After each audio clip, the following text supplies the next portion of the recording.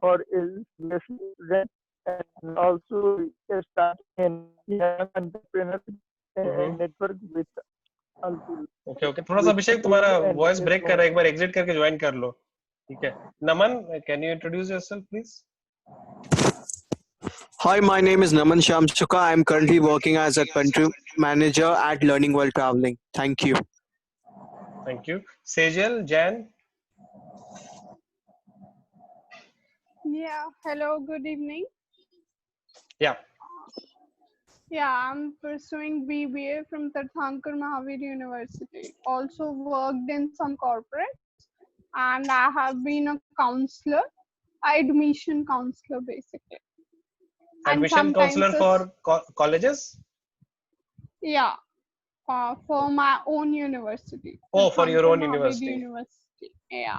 Your I location, was, please. Your my current location is in Madhya Pradesh, that is Ashoknagar, but my university is located in Moradabad, UP. okay, okay, okay. Thank you very much. Yeah, Yes, and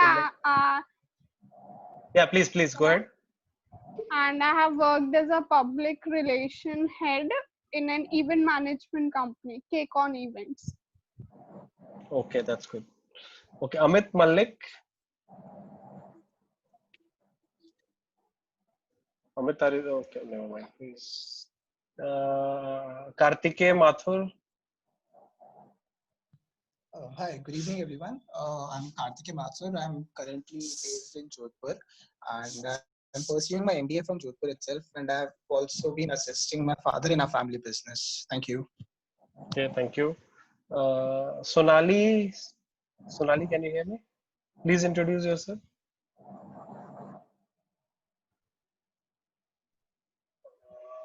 Okay, no. Sorry, it's unmute. Yes, please, Sonali. Yeah. Are you getting my voice? Yeah, getting the voice. Yes. I just started my business, graphic designing business, and my accessory is graphicgraphic.com. So I'm just here to explore about how to grow my Yep. business and how to Sure. Your location, please. Gurgaon. Gurgaon. Okay, thank you. Aryan, you're connected. Yes. Aryan, please introduce yourself. I'm Aryan Habalkar. I'm based in Navi Mumbai. I gave my 12. I'm amidst my 12th standard board exams right now, which has been postponed due to the COVID-19 Yeah. virus. And I've taken a gap year to do internships and apprenticeships. Okay, thank you. Aman Raj. Yeah, hello, good evening to all of you. My name is Aman Raj Vasho, and I am currently working as an intern of business growth at User. And I am from Chhapra, and my graduation is doing from University of Allahabad. Okay, thank you. Neeraj Sharma. Hi, this is Neeraj. I'm based out of Gurgaon, working in a corporate mainly into data-related technologies. Okay, thank you. Sunil Goenka ji, please introduce. Yeah. Hello everyone. I'm Sunil Goenka. I'm a PR practitioner based in Kolkata. Okay, thank you. Karthik Mishra. Yeah, hi. I am a recent graduate of IIM Udaipur, and I'm currently working with IBM as a procurement manager. Your I'm based out of location? Gurgaon. Gurgaon. Okay, thank you. Atul sir, please.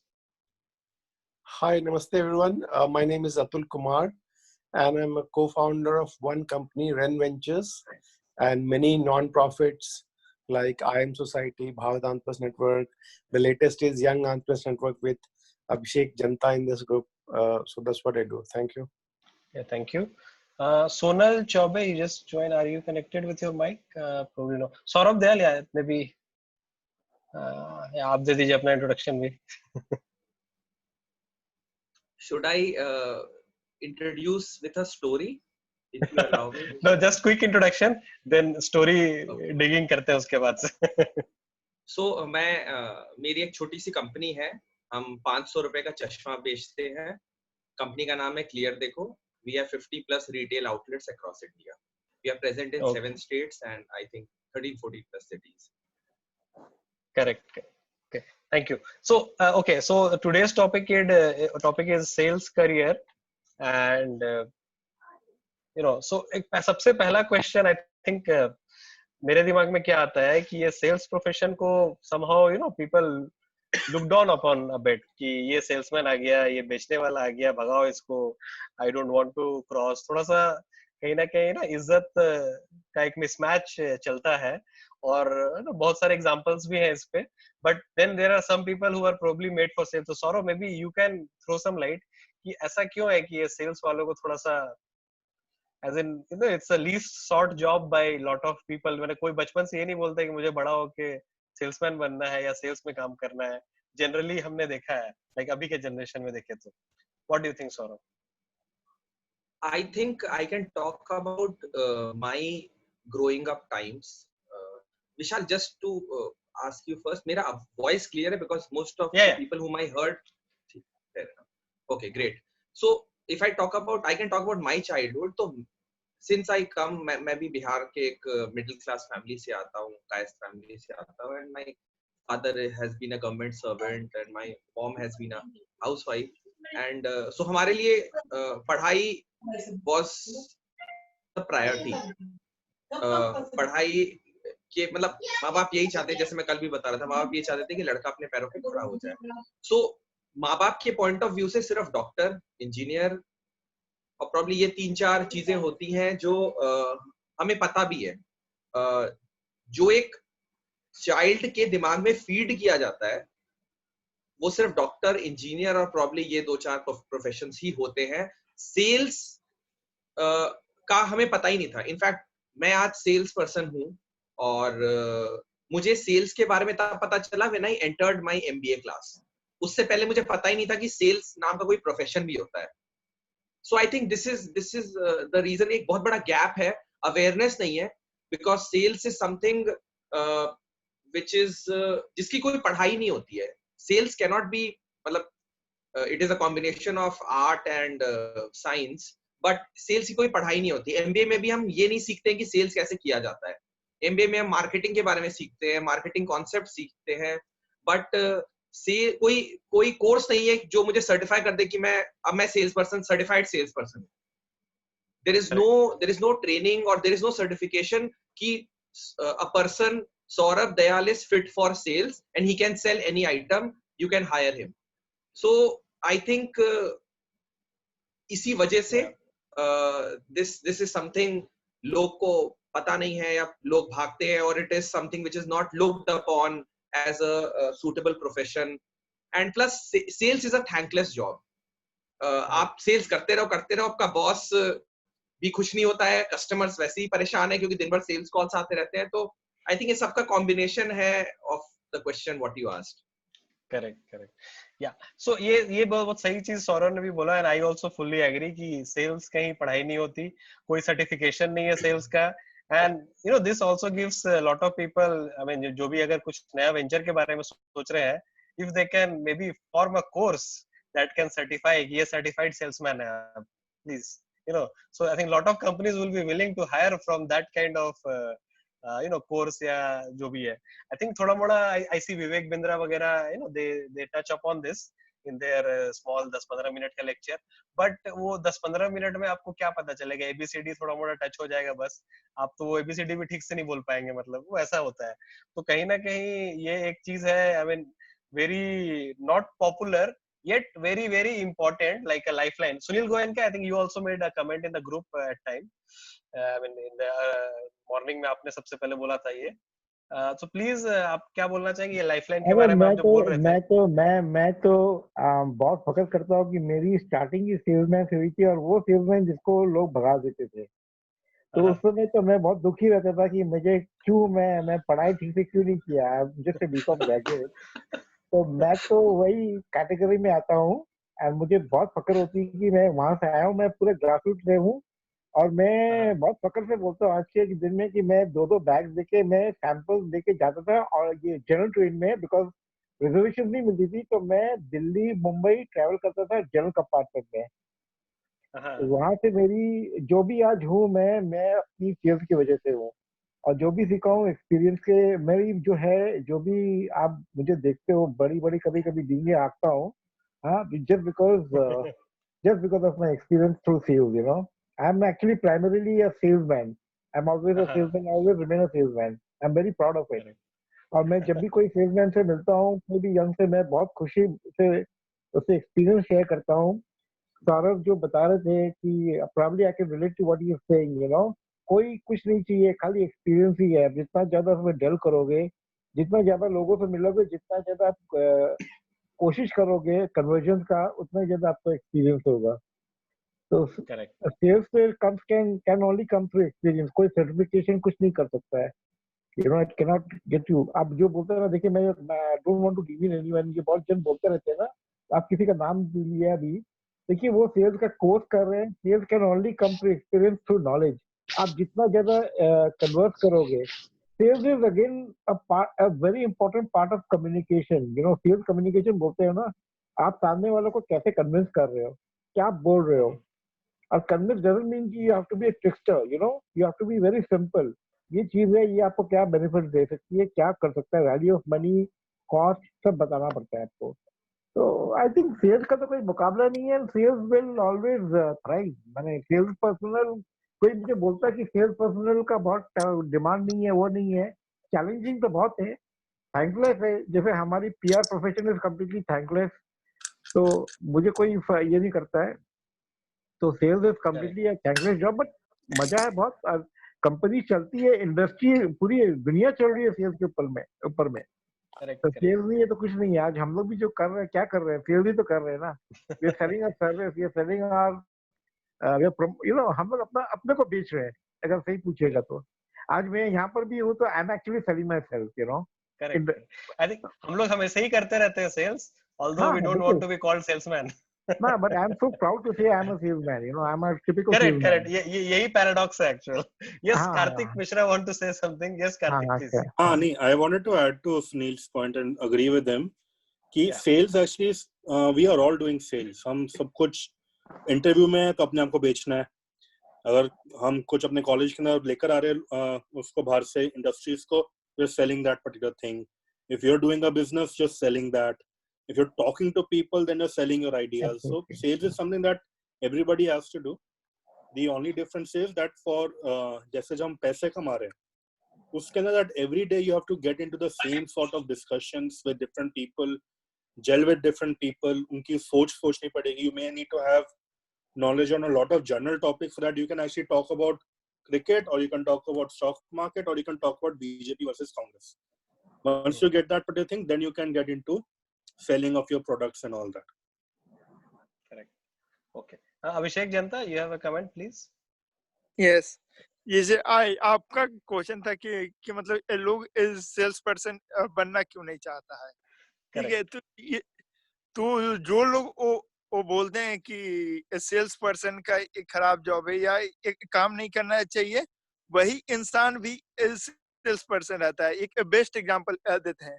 कोई बाप बोल रहा है अपने बेटा को कि तुमको उस सेल्स पर्सन नहीं बनना है, पर उसका लड़की वाला आएगा सब तो वो अपने बेटा का सेल्स करने लगता है, उसका वो क्वालिटी बताने लगता है।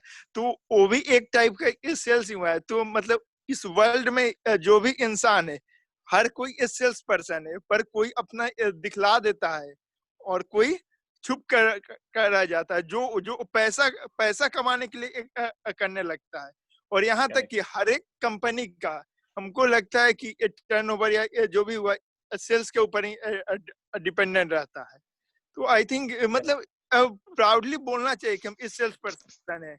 बेस्ट एग्जांपल इस सोनू शर्मा से लेकर हर कोई नेटवर्क मार्केटिंग बोलिए, जो भी बोलिए, बैजू को ही देखिए कितना बड़ा एग्जांपल है, इतना बड़ा ब्रांड बन गया, वन एंड ओनली सेल्स ही उसका बेस्ट चीज है।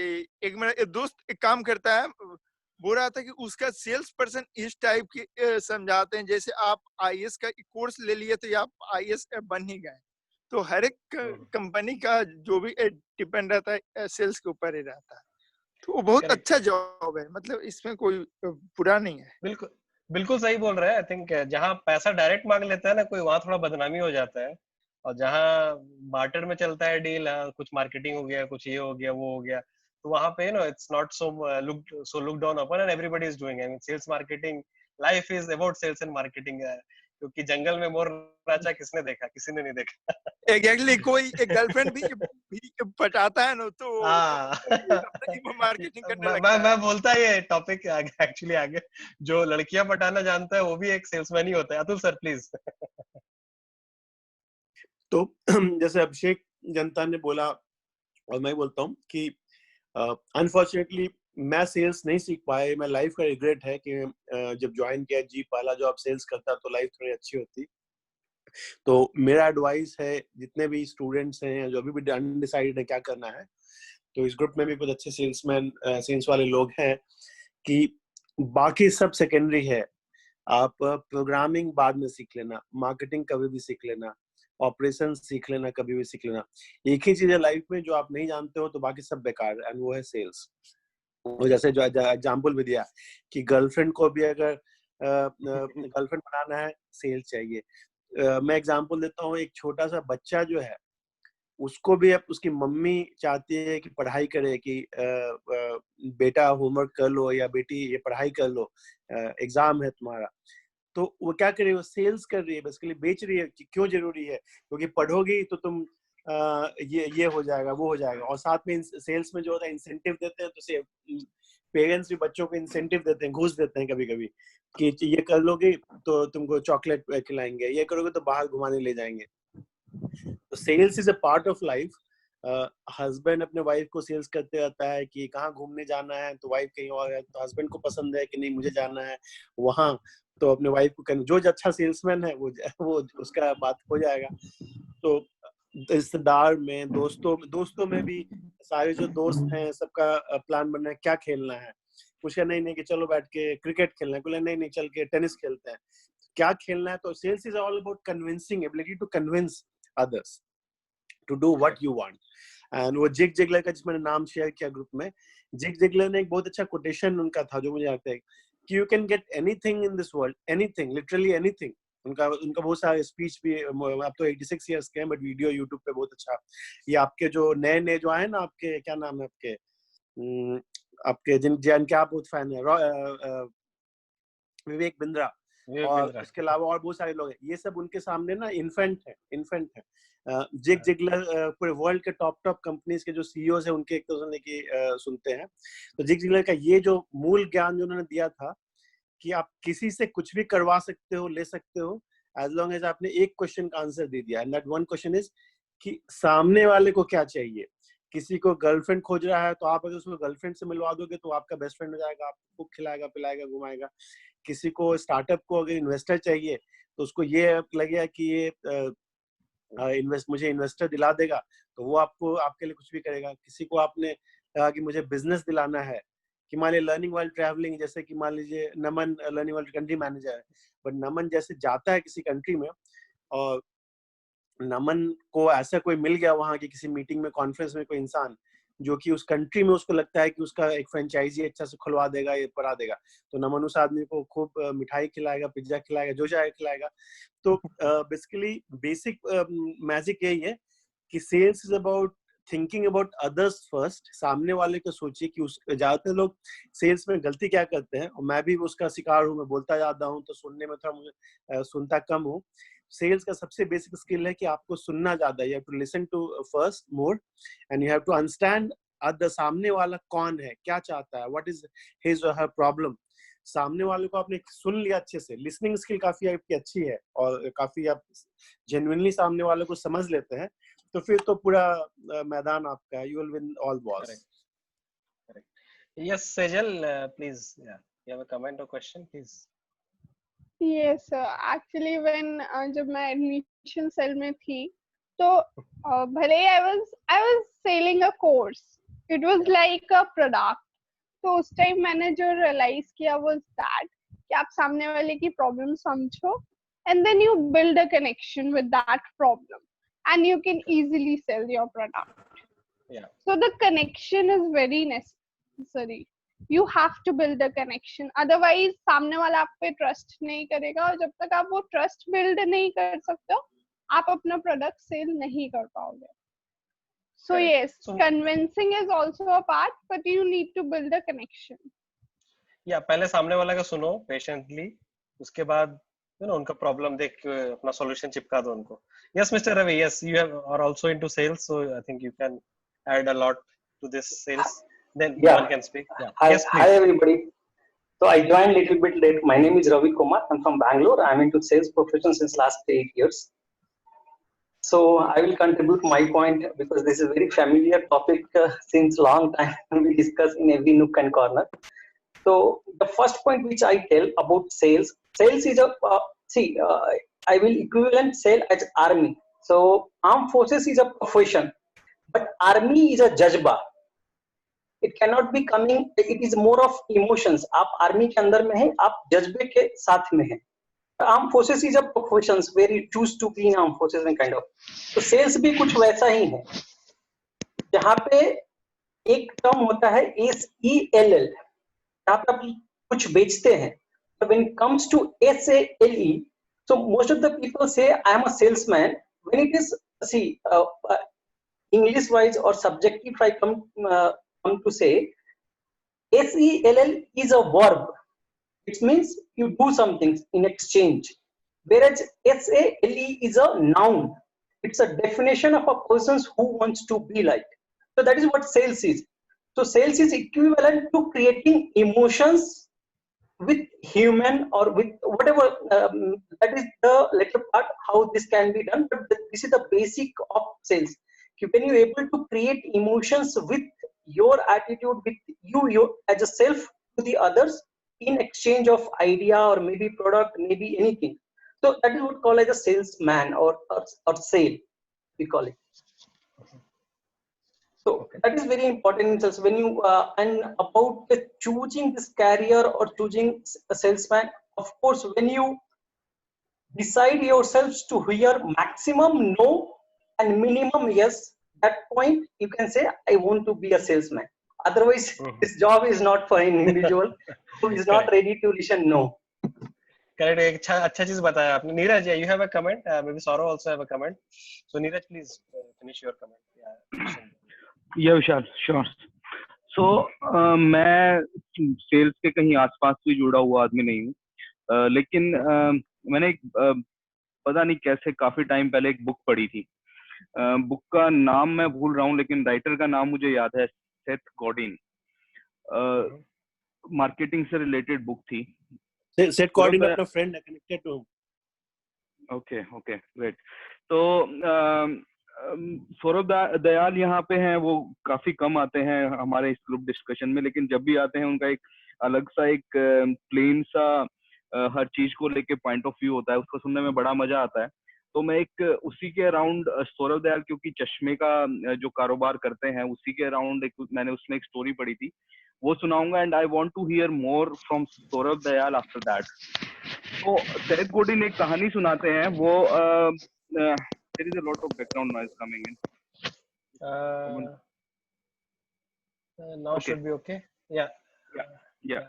So सेथ गॉडिन कहते हैं कि वो इंडिया में एक विजन स्प्रिंग करके कोई कंपनी थी, जो कि काइंड ऑफ मतलब सस्ते चश्मे बेच रही थी in collaboration with some NGO.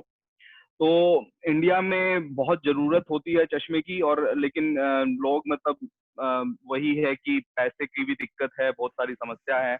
अगर आप मतलब गांव की साइड की बात करें तो लोग लेते नहीं है चश्मा. तो विजन स्प्रिंग ने एक प्लान बनाया कि हम $2 या $3 का चश्मा बनाते हैं, मतलब काइंड ऑफ 150-200 रुपए का चश्मा.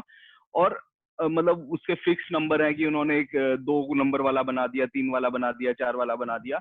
उसमें कुछ ज्यादा मतलब ये नहीं है कि जांच परख के ही होगा, आप लगा के देख लीजिए, आपको सामने दिख रहा है ठीक ठाक तो आप ले लीजिए चश्मा. इस तरह से करके उन्होंने किसी गांव में जाके स्टॉल लगाया. तो स्टॉल लगाने के बाद पहले दिन उन्होंने क्या किया, उन्होंने 15-20 चश्मे ऐसे एक सामने टेबल पे बिछा दिए, और भाई आओ लगा के देखो, छाटो अपना बढ़िया जो आपके चेहरे पे लग रहा है ले जाओ. तो वहां पे उन्होंने देखा कि जितने रुपए की उन्होंने प्राइसिंग रखी थी उतने पैसे थे लोगों की जेब में। ऐसा नहीं था कि वो अफोर्ड नहीं कर सकते थे, लेकिन और उसमें सबसे बड़ी बात 65 to 70% लोगों को चश्मा चाहिए भी था, लेकिन उनकी फर्स्ट डे कोई सेल ही नहीं हुई। हार्डली 5-10 लोगों ने चश्मा लिया, और जबकि उनके स्टॉल पे कम से कम 500 लोग आए। तो वो बहुत परेशान हो गए कि हो क्या रहा है, बिका क्यों नहीं। तो उन्होंने रात भर बैठ के बहुत एनालिसिस किया। नेक्स्ट डे उन्होंने क्या किया, उन्होंने वो सारे जो 15-20 चश्मे मेज पे लगाए हुए थे सारे हटाए। उन्होंने बस सीधा कहा जो भी एक लाइन लगी हुई है, आदमी उनके पास आता है, दूसरे किसी गांव में जाके उन्होंने फिर से स्टॉल लगाया। तो वो उन्होंने कहा कि आप आदमी आया उनके पास, उन्होंने कहा ये आपके लिए चश्मा है, फिट बैठता है, आप लीजिए, अगर नहीं आपको पसंद आ रहा है तो आप हमारा चश्मा दीजिए और जाइए। And this change the equation. जो first pitch was an opportunity to see better and look good, वहां पे वो ऑप्शंस दे रहे थे, लेकिन सेकंड में they force the choice of having something taken away that was working. So अब $3 में उनको चश्मा मिल रहा था, और वो उनके हाथ से छिनता हुआ जब दिखाई दिया कंज्यूमर को, तो तुरंत उन्होंने खरीदना शुरू कर दिया। लेकिन जहां पे उनको ऑप्शंस दी जा रही थी अच्छा दिखने की और 15-20 चश्मों में से छांटने की, वहां पे लोगों ने नहीं खरीदा। तो सेल्स का एक ये भी फंडा है कि मतलब बोला जाता है कि आजकल बड़े बड़े स्टोर्स होते हैं, अगर 100 तरह की आप चॉइसेस देंगे तभी जाके आपका माल बिकेगा, लेकिन यहाँ पे एक डिफरेंट पर्सपेक्टिव मुझे पढ़ने को मिला। So I want to hear from Saurabh, is having, क्योंकि वो भी चश्मा बेचते हैं, उनका क्या पॉइंट ऑफ व्यू है इसके अराउंड। थैंक यू सर, आपको मेरे विचार अलग लगते हैं।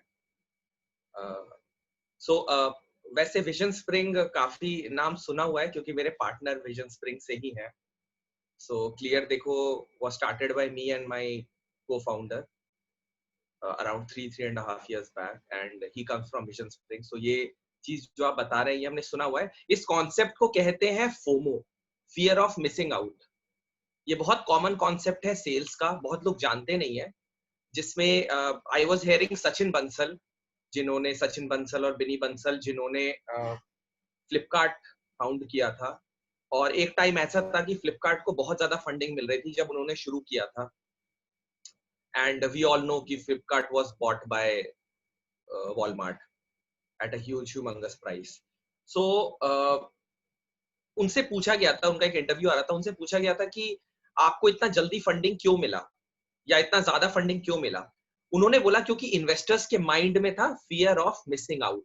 मतलब अगर उन्होंने फ्लिपकार्ट पे पैसा नहीं डाला तो कल को फ्लिपकार्ट इतना बड़ा हो जाएगा कि उनके औकात से बाहर हो जाएगा और वो डाल नहीं पाएंगे, इसलिए उन्होंने आज पैसा डाल दिया। यही कॉन्सेप्ट है जो शायद आप विजन स्प्रिंग के एग्जांपल से बता रहे थे कि आप लिमिटेड चॉइस कर दीजिए। There are lot of companies जो ये करती हैं। मेरे भी 50 से ऊपर स्टोर्स हैं, तो मैं भी अपने जो सेल्स पर्सन, जो स्टोर मैनेजर होते हैं, मैं भी उनको यही सिखाता हूँ कि आप बहुत ज्यादा ऑप्शंस मत दो कस्टमर को 3 दिखाओ और उसमें से खुद प्रपोज करो कि ये चश्मा आपके चेहरे पे अच्छा लग रहा है, because customer is always confused. I was hearing one very influential person of US, उसने ये बोला कि 80% जो कस्टमर खरीदता है वो उनको जरूरत ही नहीं होता है, वो सिर्फ खरीदता है क्योंकि वो उस समय सोचता है कि उनको वो उसकी जरूरत है।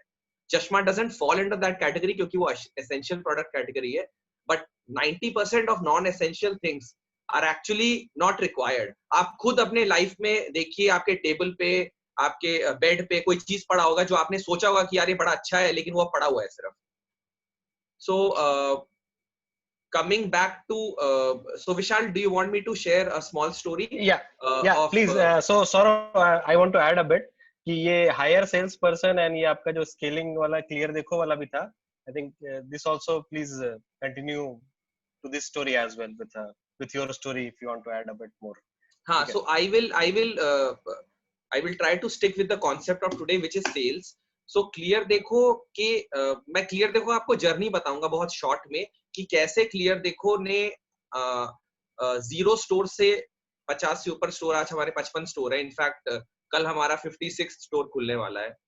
57 स्टोर खुलने वाला है। तो कैसे हमने ये स्केल किया in a short period of let's say 2.5-3 years without a single money, without a single penny. एक भी स्टोर मेरा नहीं है। तो बहुत शॉर्ट में आपको बताऊंगा, and it is only sales, nothing else. So हम लोग ने जब I am just to give a quick background, मैं पेटीएम, विप्रो, एचसीएल में काम कर चुका हूँ, doing sales and marketing and little bit of technology. मेरे जो पार्टनर है वो ऑप्टिकल बैकग्राउंड से है, तो हम दोनों ने सोचा कि चलो चश्मा बेचते हैं। और क्योंकि हमारे पास पैसा नहीं था तो हमने ई कॉमर्स वेबसाइट से शुरू किया और हमने मार्केट प्लेस बनाया। क्योंकि मैं पेटीएम से था तो मुझे पता है कि यार एसेट लाइट मॉडल है, 5 सेलर को लिस्ट कर दो और चश्मा बेचना शुरू कर दो। तो that is how we started. क्योंकि मेरे जो पार्टनर है comes from optical background, so he knew a lot of optical vendors, so he onboarded them, I made the website and we started selling. We reached a stage जहाँ पे करीबन 150-200 order per day होने लग गए थे। And क्योंकि I come from Paytm and I understand e commerce very well, तो मुझे पता था कि ई कॉमर्स में कस्टमर लॉयल्टी नहीं है और कस्टमर एक्विजिशन कॉस्ट बहुत हाई है। तो हुआ ये कि जो भी हम पैसा कमा रहे थे या जो भी सेल्स हो रहा था वो वापस से रीइन्वेस्ट हो जाता था मार्केटिंग में और कुछ बचता नहीं था। तो ये हमने 3-4 महीने तक किया और जो भी हमारे पास पैसा रुपया था वो सब खत्म हो गया। सो तभी क्या हुआ कि हमने एक 10,000 का रेंटेड ऑफिस लिया हुआ था फर्स्ट फ्लोर में, और हमारे नीचे एक चश्मे की दुकान खुली। और मैं वसुंधरा गाजियाबाद में रहता हूँ, तो बगल में ही ऑफिस लिया था, नीचे एक चश्मे की दुकान खुली। और क्योंकि नीचे ही थी चश्मे की दुकान और हमारा सेम इंडस्ट्री था, तो हम लोग दोस्त बन गए। तो हुआ ये कि उसने दुकान नहीं खुली, इनॉग्रेशन में मैं गया, दोस्ती हुई, और 2 महीने बाद मुझे पता चला कि वो अपना दुकान बंद कर रहा है। तो मैं उसके पास गया, मैं पूछा कि आप दुकान क्यों बंद कर रहे हैं? तो उसने बोला यार सेल्स पर्सन है 25,000 का, रेंट है 25,000 का, तो 50,000 के खर्चे हैं, प्लस 10,000 बिजली मिसलेनियस बिल, ऐसे करके 70-80 हजार के ऑपरेशनल एक्सपेंस है पर मंथ, और सेल हो रही थी उसकी 50,000 रुपए की। तो वो कह रहा था कि मेरे जेब से हर मंथ 30,000 का ऑपरेशनल लॉस है। तो उस टाइम पे हमारा ई कॉमर्स जो था वो बहुत अच्छा नहीं चल रहा था, मतलब चल रहा था अच्छा बट प्रॉफिटेबल नहीं था, और हमारे पास पैसे नहीं थे कि हम एक रिटेल आउटलेट डालें। तो मुझे एक अपॉर्चुनिटी दिखा और मैं उससे बोला कि यार आप ऐसा करो, स्टोर मुझे दे दो और आप चले जाओ। वो देहरादून में रहता था। मैंने बोला आप देहरादून चले जाओ, मुझे स्टोर दे दो, अगर लॉस हुआ तो पूरा लॉस मैं भरूंगा, ऑपरेशनल लॉस, और अगर प्रॉफिट हुआ तो मैं आपको दे दूंगा। क्योंकि अगर आप आज की दुकान बेचोगे, आप 10-11 लाख रुपए लगाए हो, आज दुकान बेचोगे तो आपको 3-4 लाख से ज्यादा कोई देगा नहीं। तो 2 महीने में 5-6 लाख रुपए का लॉस है। तो it made sense to him.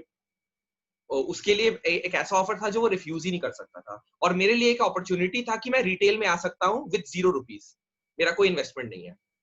तो मैंने क्या किया, उसने बात मानी, वो वापस घर चला गया और दुकान पे जाके मैं खुद बैठ गया। अब क्योंकि मैं बैठ गया और मैंने उस समय कुछ सोचा नहीं था, ये कोई प्लान नहीं था, ये बस अचानक से बात हुई और अचानक से मैंने बोल दिया कि मुझे दुकान दे दो। मैंने अपने पार्टनर से भी नहीं डिस्कस किया था, कुछ भी नहीं हुआ था। अब तो मैंने बोल दिया और वो चला गया, और दुकान पे मैं रोज जाने लग गया, because I didn't have a choice. मुझे रेंट देना था, मुझे बिजली बिल देना था। तो फर्स्ट मंथ तो फिर मैंने क्या किया, एक बोर्ड लगाया क्लियर देखो के नाम का, और मैं दुकान में बैठ गया। फर्स्ट मंथ तो वैसे ही 50-60 हजार रुपए की सेल हुई जो पहले से चल रही थी।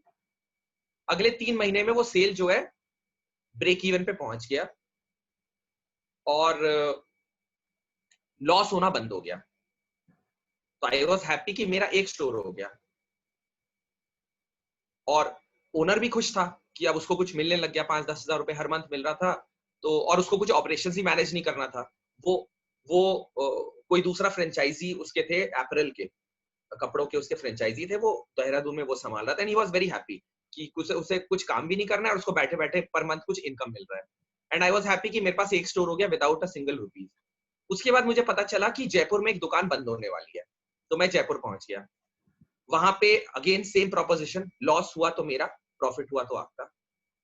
दूसरा स्टोर खुल गया हमारा। जब 2 स्टोर खुल गए तो मुझे कॉल आया, बोला आप क्लियर देखो से बोल रहे हैं? मैंने बोला जी सर बताइए। बोला कि मैं आपका फ्रेंचाइजी लेना चाहता हूँ। उस समय आई टेल यू ऑनेस्टली, मुझे ना फ्रेंचाइजी का मतलब नहीं पता था कि फ्रेंचाइजी होता क्या है, बट उसके बातों से मुझे समझ में आ गया, लॉजिकली मुझे समझ में आ गया कि फ्रेंचाइजी होता क्या। तो मैंने बोला हाँ सर मिल जाएगा, 10 लाख रुपए का है।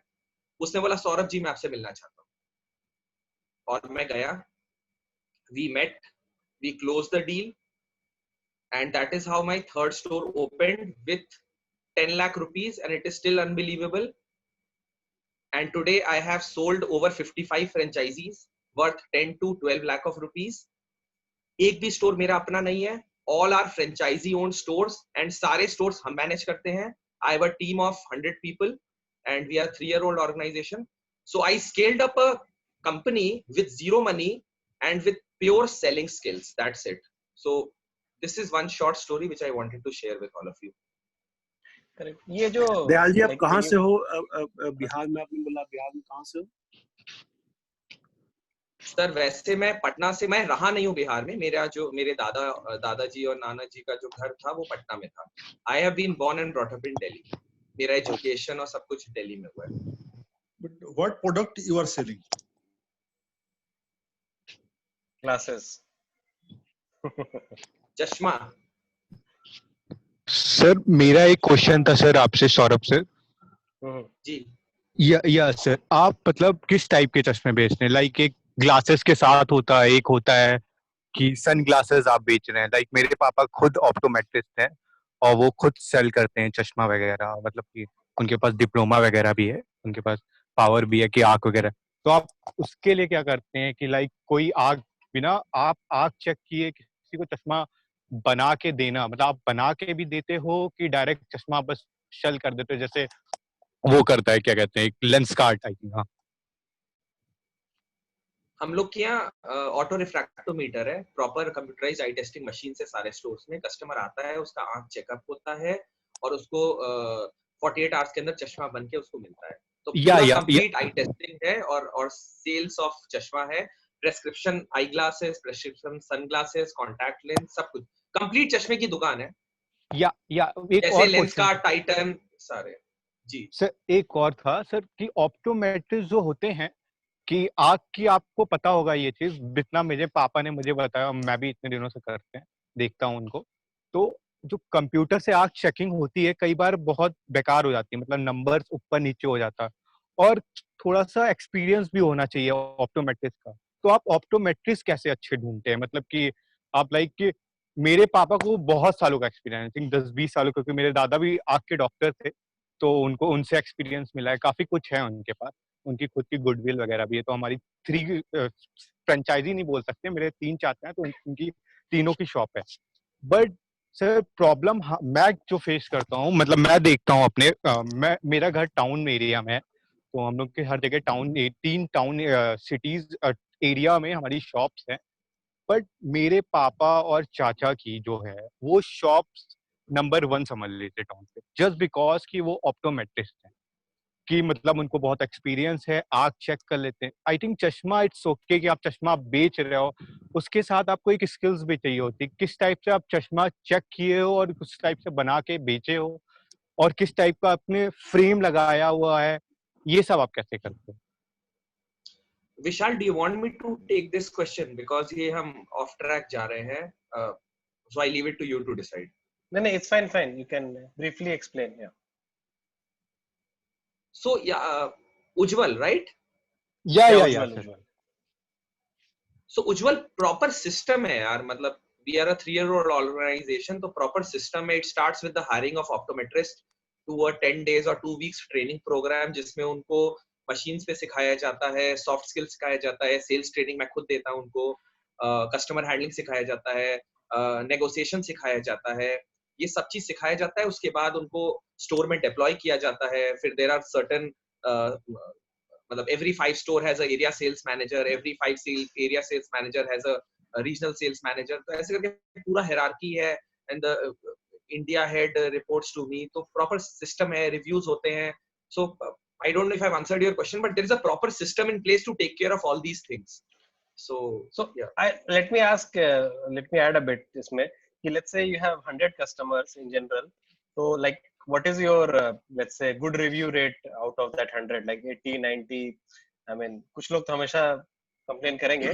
So what's like your standard, internal standard, या like what have you said? Have you said something like that कि इतना इससे ऊपर हुआ तो हमें चिंता करने की जरूरत है?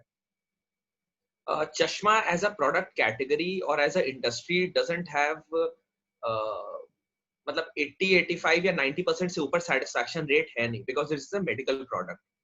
It is like you go to a doctor with sar dard, you don't know कि वो दवा से सर दर्द ठीक होगा या नहीं. So since it is a healthcare and a medical product, तो 100% success rate या customer satisfaction नहीं है. But I think around 80% to 90% it falls, and almost all companies are able to do that. Obviously, we are able to do it much better because of two reasons. One is since we offer a good price point or a lower price point, so customer is satisfied on that part. And rahi baat product satisfaction ki, so since we have a lot of stores, we have a customer care, we have a proper automatic. So there is a machine called Auto Edger, jahan se it is a expensive machine जो automatically cut करती है, rather than manual cutting के जगह. जैसे ये जो lens कटा हुआ है, एक होता है मैनुअल कट करना और एक होता है मशीन से कट करना. सो हमारे यहाँ ऑटोमेटिक मशीन से जिससे कट होता है, तो जिसके वजह से जो फिनिश्ड प्रोडक्ट निकलता है, that is very highly finished and highly the things are very accurate. So the chances of non satisfaction lowers down. So ये सब चीज करते हैं, लेकिन overall we are able to meet the expectation of the customer. And even if the customer is not satisfied, there is a proper team who ensures कि product का replacement हो जाए या customer के यहाँ visit हो जाए. We have also started home eye testing. So हम घर जाके भी customer को satisfy कर सकते हैं, तो ऐसा कोई issue नहीं है. Yes, Ravi, please, you have a question, please. Yes, I have one question from Saurabh. Hi, Saurabh. First of all, I आपका 21 days का YouTube पे पूरा sales का series है. That is, I will recommend कि सबको देखना चाहिए. That is very good, very crispy and अच्छे example लेके उन्होंने काफी explain किया है, तो काफी अच्छा है. मेरा एक क्वेश्चन सौरभ आपके फ्रेंचाइजी मॉडल से है कि आपका एक क्या यूएसपी है, जो एक टर्निंग पॉइंट होता है कि यूएसपी होता है जहां पे आप सेल्स को कॉल कन्वर्ट कर लेते हैं. जी, बातें चलती है, चलने के बाद एक समझ में आता है कि इस पॉइंट से मैं कन्वर्ट हो जाएगा कस्टमर से, फिर कन्वर्ट इसको मैं कन्वर्ट कर सकता हूँ. वो एक यूएसपी रहता है हर एक टर्म्स का और हर एक बिजनेस मॉडल्स का, तो वो यूनिक रहता है particular to that particular persons और जो सेल्स का बंदा रहता है. वो एक क्या चीज है, क्या आप शेयर करना चाहेंगे? I think sales depends on salesperson. I'm not saying कि Clear Dekho is the world's best franchisee model. There would be much better franchisee model existed in India, but I strongly believe कि sales depends on the salesperson. So भगवान की कृपा से मेरे को वो शक्ति मिली है जिससे मैं लोगों को कन्विंस कर पाता हूँ. तो आई थिंक इसका कोई so I am able to, मैं आपको एक छोटा सा बताता हूँ. I am glad that you have seen my 21 day sales workshop. मैं थोड़ा सा उसके बारे में बताऊंगा and I will just touch upon one thing which will answer this question of yours, which everyone knows, but I have put it in a framework which you will not find it anywhere in internet. ये मेरा self made framework है and I am sure it is very interesting and it will give in gyan to everyone who does not even understand sales. So I ये जो जब मोदी जी ने declare किया कि 21 दिन का पहला लॉकडाउन है, तब मैंने सोचा कि मैं क्या करूं, मेरे सारे स्टोर्स बंद हो गए थे. And second day I thought कि यार मैं भी 21 दिन का एक सेल्स वर्कशॉप डिजाइन करता हूं.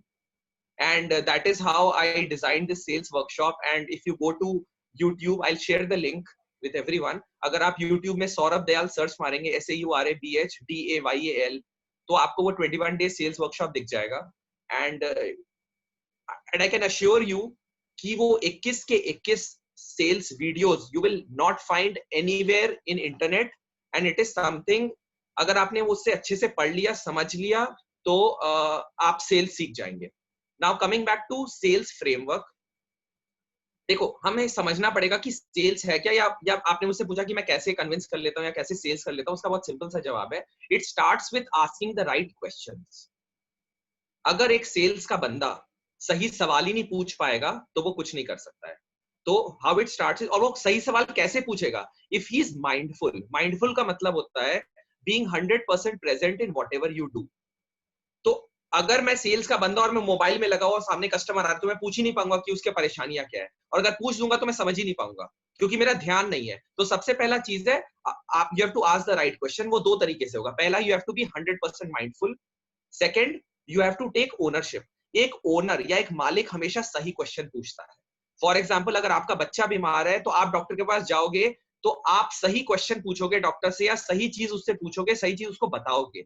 अगर अगर आप किसी एम्प्लॉय को भेज दोगे, अपने नौकर को भेज दोगे, जाओ भाई डॉक्टर से दवा लेकर आओ, तो वो कभी भी वो ओनरशिप से नहीं पूछ पाएगा। So if you have to take 100% ownership, you have to be mindful. If you do these both things, you will be able to ask the right questions. When you will be able to ask the right questions, you will be able to understand the problem of the customer. When you will be able to understand, जब आपको customer का problem पता चलेगा, तभी आप उसको right solution propose कर सकते हो। जब आप उसको राइट सोल्यूशन प्रपोज करोगे and it combines and customer agrees to give a certain price point for that particular solution जो आपने दिया है, then sales happens. और ये जो पूरा प्रोसेस है, इस प्रोसेस से जो आपको लर्निंग मिलता है, उस लर्निंग से you are able to ask more better questions which completes the entire framework. So again, you ask the right questions, जिससे आपको प्रॉब्लम आइडेंटिफिकेशन होता है। प्रॉब्लम सही पता चलेगा तो आपको सोल्यूशन सही बता पाओगे। सोल्यूशन सही के साथ जब आप सही प्राइस पॉइंट पे कस्टमर देने को तैयार हो जाता है उस सोल्यूशन के लिए जो आप दे रहे हो, तो सेल्स होता है। और उस सेल से जो आपको, उस सेल्स प्रोसेस से जो आपको नॉलेज होता है, उस नॉलेज से आपका क्वेश्चन आस्किंग एबिलिटी बढ़ता है, जिससे again you are able to ask better questions and the cycle completes. So I think ये एक फंडामेंटल है ऑफ डूइंग सेल्स। बहुत लोग क्या करते हैं ना, जैसे मुझे somebody mentioned कि हम सुनते नहीं है। For sales it is, sales मुंह से नहीं होता है, सेल्स हमेशा कान से होता है। सो until unless you understand, जैसे I have 50+ स्टोर्स, तो मैं 50+ सेल्स के लोग हैं, तो मैं जब जाता हूँ किसी स्टोर में तो मैं ये देखता हूँ कि यार वो कस्टमर को बोलने नहीं देते, खुद ही बोले जा रहे हैं। कस्टमर आया नहीं कि उन्होंने बोल दिया सर इसमें 50% ऑफ है। अरे यार, कस्टमर मर्सिडीज में आया है, वो तुम बेचो ना उसको, तुम क्यों 50% ऑफ बोल रहे हो? It is not required. So it is very important to understand the customer and then act accordingly. So Brijesh had a question. I think you raised your hand, Brijesh. Hey, Saurav, Yes, I'm really happy to listen to you. I was struggling, Brijesh. I'm doing small projects over here, and one thing you mentioned, like you structurized a system of area coordinator, regional coordinator, and how now things work in a very systematic way. So I'm a young guy. I'm trying my venture. Can I have an exposure of those systems? Maybe this question may be off topic, but I found this way of organizing system much more needed, and I'm looking for exposure for that structure. If you can make one more course on that, that would be great. Or if you can provide me an internship just to have that exposure of that system or understanding of that system, that would be great. So anything on that, because that is helping me in scaling up. I get the lead, but I don't know how to do it, the lead, or how to divide the workload. So yeah, thank you for your. So you can hire him, Saurav, internship. We'll take this offline. No issues. You can. तो इसमें you can actually एक reach out question to me आता है. on- Yeah, sure. So Brijesh, are you in the WhatsApp group? So I think he's also in the WhatsApp group. Positive. Saurav. Yeah. Which So WhatsApp group? ये भारत ये 10 PM वाला, 10 PM करके जो है. आप मेरे को लिंक्डइन पे, ब्रिजेश आप लिंक्डइन पे मेरे को मैसेज कर दो। I'll be rest assured I'll respond to you. सही. Thank you. Yeah. Thank you. Okay. Yeah. So actually the question that it's also an agenda point is like when you scale this Clear Dekho from 0 to 55 stores, how do you hire those sales people? Like ऐसा भी होता होगा कि किसी को higher कर लिया, पता चला ये उतना काबिल नहीं है, ये नहीं है, अपना वन डे सेल्स कर दिया, लाइक दिखाया 100, खुदा पहाड़ निकला चूहा type. So you might be facing that kind of issues every now and then, and since you are at certain level, so usually people have that tendency कि मैं इस जगह हूँ तो ये कम से कम यहाँ तक तो होना चाहिए, तभी मैं इसको हायर करूंगा. और वहां पे थोड़ा सा एक हायरिंग में एक प्रॉब्लम आ जाता है कि लोग some people oversell themselves while interview and all. So Saurav, how you handle that kind of situation जब कोई किसी का ओवरसेल हो गया, मतलब अपने आप को उसने ओवरसेल कर दिया तुम्हें, फिर उसको निकालना पड़ता होगा या क्या करते हो, कैसे करते हो? See, I have also learned, ये मेरा पहला स्टार्टअप है, and I wish कि इसके बाद मेरा कोई स्टार्टअप नहीं हो. But I have also learn, मैं कोई बहुत अच्छा सेल्स में था नहीं, that is a different story जो मैं आपको कभी सुनाऊंगा। बट हायरिंग का जो जवाब है वो ये है कि हाँ, so the good part is कि कंपनी के आई थिंक फर्स्ट 100 हायरिंग मैंने खुद किया था personally, starting from the lowest 10,000 guy to the highest paid resource, सबकी हायरिंग मैंने करी है। अब जाके once we have reached this stage, so there are people to do that, but so बहुत कॉमन चीज है। सो I'll share two fundamentals. One is skill and will issue या skill and will. So जब भी आपको हायरिंग करना है तो it is very important to understand the skill and will of a person. So since I come from a very humble background and एक बहुत startup, अभी भी मैं इसको स्टार्टअप ही बोलता हूँ जबकि 50 स्टोर हो गए हैं, I would like to still call it a startup because हमारी अपब्रिंगिंग वैसी है। हम बहुत कंजर्वेटिव या ऑर्थोडॉक्स तरीके से, ऑर्थोडॉक्स नहीं बोलूंगा बट बहुत लीन वे में ये स्टार्टअप को चला रहे हैं। एक्सपेंस पॉइंट ऑफ व्यू से हम बहुत we think twice before spending any money, and so to answer your question, तो जब hiring करते हैं तो I try to as a when I play the role of an HR, तो मेरा ये काम है कि मुझे I have to hire the best resource at the budget which I have. Now how do I do that? Let's say मुझे एक अच्छा सा सेल्स पर्सन चाहिए with 5 years of experience. I know that this guy will come at a let's say 40,000 per month salary, पर मेरा budget तो सिर्फ 20,000 है। तो I cannot hire a very highly skilled person, because अगर मैं highly skilled person को ले लूंगा और उसको 20,000 दूंगा तो उसका will नहीं रहेगा। तो high skill और low will issue में होगा तो he'll leave the job, या उसको मन नहीं करेगा, motivated नहीं feel करेगा। Now if I hire a low skilled person जिसका actually worth सिर्फ 10,000 है, तो उसका विल तो बहुत हाई होगा लेकिन स्किल लो होगा, तो he will not be able to perform. So as a reporting manager और एज अ टीम हेड और as a team leader, you have to ensure you have to find the right balance between the skill and the will which suits your budget, आपका काम भी निकल जाए लेकिन obviously you have to train him also. So one good thing about me is कि I try to share my vision with every person who joins my organization. So I'm very vocal and very open about कि मैं ये करना चाहता हूँ, मैं यहाँ से उठा हूँ और मैं यहाँ पहुँचना चाहता हूँ, and I want you to be part of this journey. So so क्या होता है ना, देखो एम्प्लॉय का मोटिवेशन दो तरीके से आता है।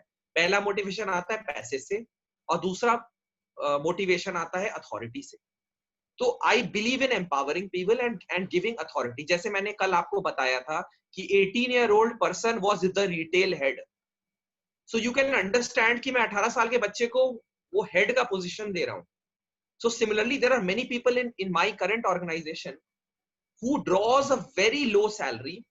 I don't want to mention that, but they are department heads, and there are people at higher salary जो शायद रिपोर्ट उनको कर रहे हो, but they are at a higher salary because they come with a certain background, but they are reporting to a person who is at a lower salary, at a lower experience, lower number of years of experience, but has the correct will and has developed the skill over the period of last 2-3 years.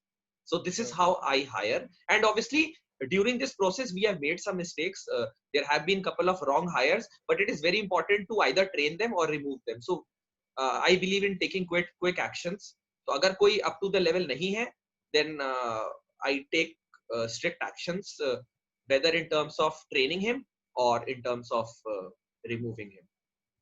The other principle which I want to share is which I have learned from BCCI. तो BCCI में अगर आप देखेंगे तो BCCI में क्या है कि कैटेगरी A, कैटेगरी B और कैटेगरी 3, कैटेगरी C पेरोल है।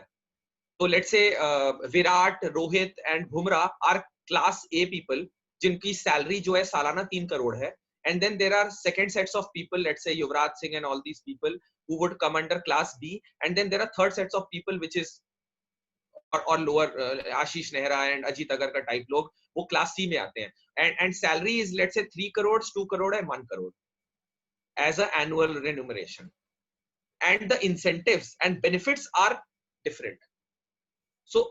So we can, all of us who wants to start, we can deploy this mechanism. If you have a huge sales people, or if you have a huge number of employees which are at a similar level, for example, I have store managers and everybody is at similar level, at probably a similar payroll, similar number of years of experience, then how do I categorize them or differentiate them or motivate them according to their performance?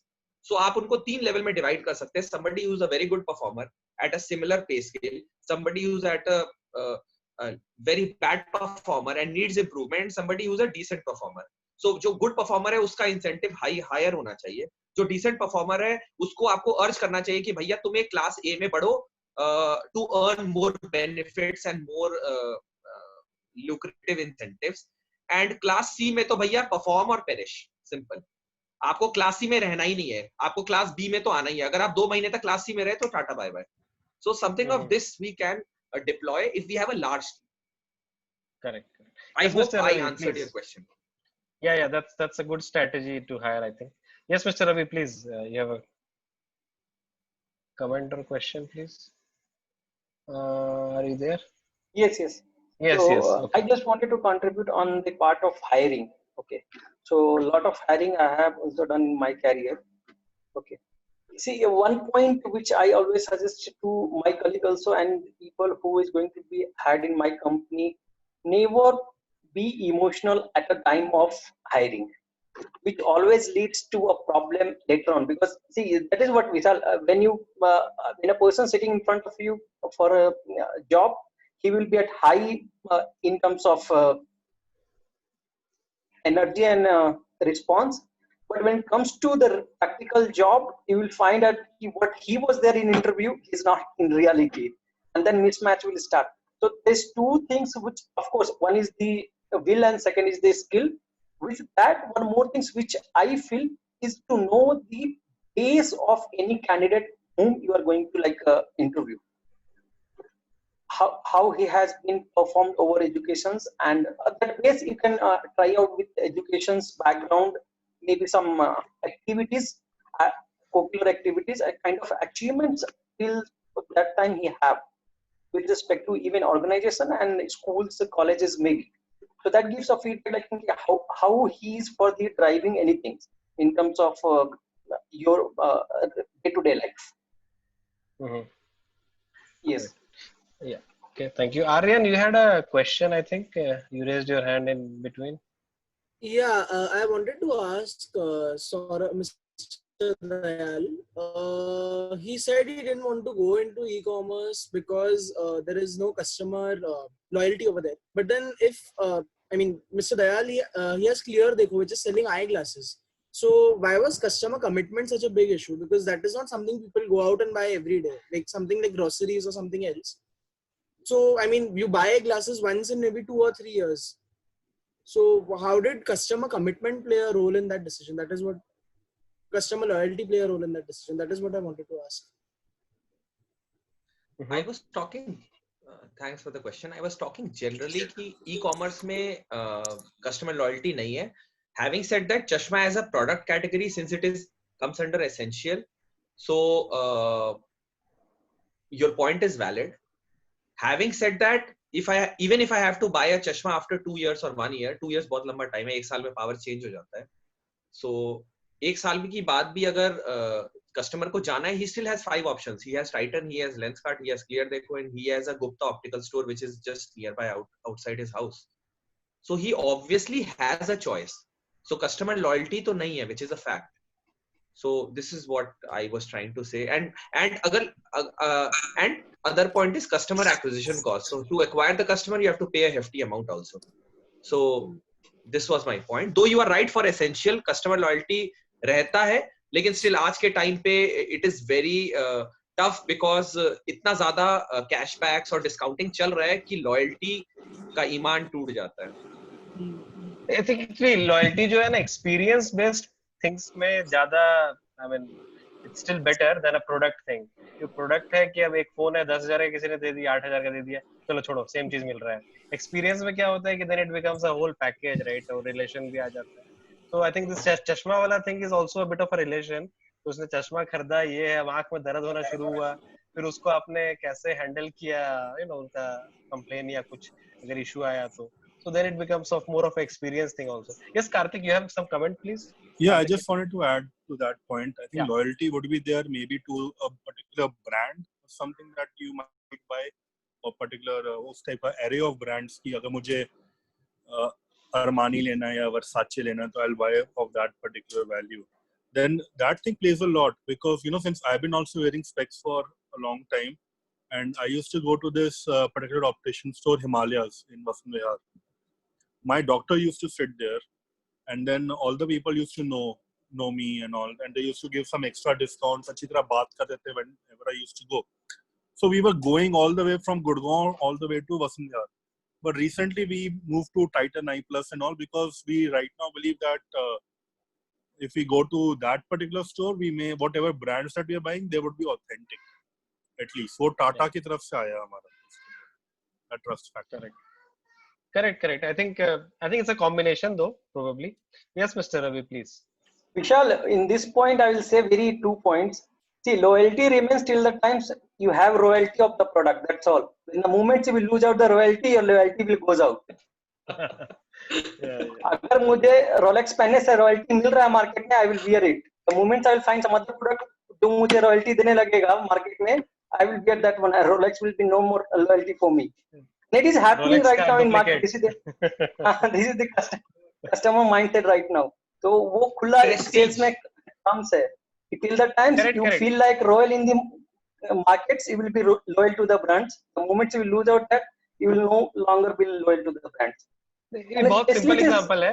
पहले stitches clothes ज्यादा चलते थे, अब readymade चलते हैं, right? तो loyalty has change. वो जो कपड़े खरीदने का जो लॉयल्टी था जिस भी ब्रांड से या चाचा मामा से, वो खत्म हो गया.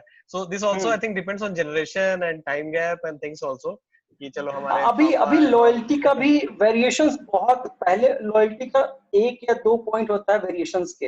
अभी लॉयल्टी के वेरिएशंस बहुत फैक्टर्स हो गए. टाइम फैक्टर है, मनी फैक्टर है, परचेजिंग पावर फैक्टर है. अगेन रिलेशनशिप बहुत लास्ट के. If I draw a pyramid of loyalty factors, तो रिलेशनशिप सबसे लास्ट के पॉइंट पे होंगे. So that is why loyalty अभी बहुत ज्यादा इन टर्म्स ऑफ जो स्टार्टिंग के पिरामिड्स में गुड्स हैं around let's say 1000, 10,000, 15,000 kind of goods, वहां पे लॉयल्टी चलता ही नहीं है. Correct. Yes, Aman, you have some comment also. Yeah. Yes, sir, please. No, I'll just add on one point and then Aman can continue.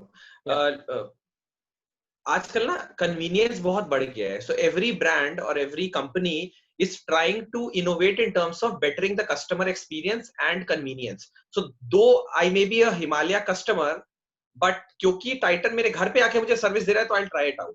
And there is obviously a trust factor. So even if I don't have any bad feelings for Himalaya, but I'm okay to experiment. So I think ये and आजकल का जो culture है और आजकल का जो dynamic life है, उसमें people are open for experimenting. And they are not like our parents कि यार हम एक ही दुकान से खरीद रहे थे, उसी दुकान से खरीदते रहेंगे. So there is a change of customer behavior. अब ये बहुत बड़ा topic है, customer behavior, consumer behavior. So there has been मतलब कि 180 degree shift हो चुका है consumer behavior में 50 years पहले और आज के टाइम पे. So this only I wanted to add. Yeah. बहुत सिंपल एग्जांपल लेता हूँ मैं एक जनरल रिलेशनशिप से ही. आज के रिलेशनशिप भी बड़ा जल्दी चेंज हो जाता है, राइट? तो वही से लॉयल्टी का एग्जांपल एक्सटेंड किया जा सकता है. और हाँ, एक्विजिशन कॉस्ट बहुत हाई होता है. पता नहीं, आई थिंक वो डिपेंड करता है. हाँ, दूसरे साइड कॉस्ट भी बहुत हाई होता है. यस मिस्टर रवि, आप कुछ बोल रहे थे, प्लीज. इसी का एक मैं एग्जांपल देना चाहूंगा. हाँ, इसी का रॉयल्टी और लॉयल्टी का एक कंपनी आई है अभी, अर्बन क्लैप. तो अर्बन क्लैप का पूरा कॉन्सेप्ट जो वैनिटी वैन वाला था, ठीक है. See how the customer shifts royalty changes to loyalty and loyalty changes to royalty. अभी कस्टमर्स घर बुला के भी मतलब वो सर्विस लेना इट्स लाइक अ रॉयल्टी, कि आप वो कर रहे हैं. लेकिन पहले जब आया था तो it was a great question in front of urban clap, ये नहीं चलेगा, ये मॉडल ही नहीं चलेगा, क्योंकि लोग घर पे बुला के नहीं, मतलब जो पार्लर्स में लेडीज लोग एंजॉय करते हैं एसी और कॉफी और वो वगैरह वगैरह साथ में सर्विसेज, वो नहीं चलेगा। लेकिन आज देखिए कि वो ज्यादा चल रहा है, क्योंकि इसमें प्रेफरेंसेस चेंज हो गए। टाइम और प्रेफरेंस दो चीज ऐसे कि पूरा लॉयल्टी को चेंज करके रॉयल्टी में आ गया। कभी this is becoming a new royalty है। मैं तो जनरल ये देखता हूँ ना कि everything that promoting laziness is somehow capturing the whole market. Right. जनता को लेजी बनना है, बना दो lazy. Yes Brijesh please. I just want to add on like saloon services. I was dealing with a client जो saloon नहीं चला पा रहा था. Then I entered into the picture and I helped in raising 3 branches, 3 different sector. तो urban clamp का ये lady वाला सेक्टर एक थोड़ा सा एक्सपीरियंस रहा कि अभी भी लोग ना सलून में आके सर्विस लेना ज्यादा प्रेफर करते हैं. वो एक आध केस होता है जो घर में जाके सर्विस लेते हैं, उसमें आप प्रोडक्ट लेके जाते हैं. कई बार उनको और प्रीमियम चीजें चाहिए, और ब्यूटी प्रोडक्ट ट्राई करने होते हैं, और चीजें देखना होता है, तो वो सलून में अभी भी आते हैं. और उसको जो एक हैंड्स टच एक्सपीरियंस रहता है वो उसको ज्यादा प्रेफर करते हैं रेदर देन अनजान आदमी हर बार बुकिंग पे आपके घर पे प्राइवेसी स्पेस पे आता है. तो अर्बन क्लैम्प का ये वाला चीज में मतलब ठीक है अभी चल रहा है, वो कॉस्टिंग पे चल रहा है. ये लोगों को लेजी बना रहा है, जो आप सर का बहुत वैलिड पॉइंट था कि लेजी बना रहा है, बट एक्चुअल में royalty people come to the salon and they pay extra money for that's it, nothing special. I think इसको हम लोग किसी और दिन डिस्कस करेंगे. You know this all goes into subscription model also. एक बार सब्सक्राइब करा लिया लोगों को आपने, लाइक यू नो नेटफ्लिक्स करा लेता है, साल भर के लिए करा लिया उसने, अर्बन क्लैप ने भी करा लिया एटसेट्रा, तो वो बहुत चल जाती है. Kartik, you had some comment, please Kartik. No, Joy, I just wanted to say if you have any ladies in the group, they can shed some light on that. Okay, yeah, Sejal is here. Sejal, what do you think? Sejal, are you still here, or Sonali is here? Yes, Yes, yes, I'm Sejal. definitely Going out here. is better, or home service, home delivery is better?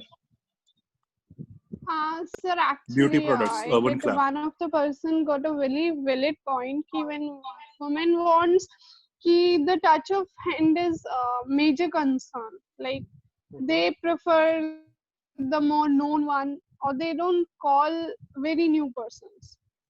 Like taking my own example, if I have fixed a particular parlor for me, then even if he or she is not available, so I'll go for another day rather than doing it by some other person. I'll go for another day.